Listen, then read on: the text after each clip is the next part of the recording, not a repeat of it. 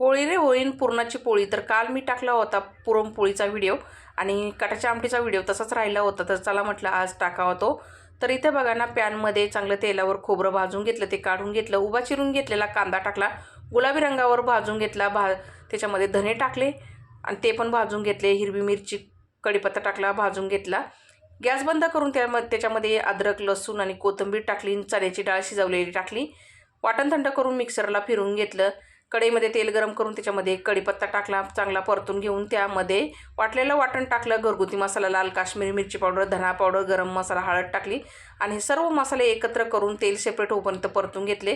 नंतर डाळ शिजवलेलं जे पाणी होतं ते त्याच्यामध्ये टाकून घेतलं, उकळी काढून घेतली, चवीनुसार मीठ आणि कोथिंबीर टाकली. तर मंडळी स्लो गॅसवरती 5-10 मिनटं मी चांगली ही आमटी उकळून घेतलेली आहे. तयार झाली इथं कटाची आमटी. तर तुम्ही कशी बनवता ती कमेंटमध्ये नक्की सांगा, मी कशी बनवली ती पण कमेंटमध्ये सांगा. धन्यवाद.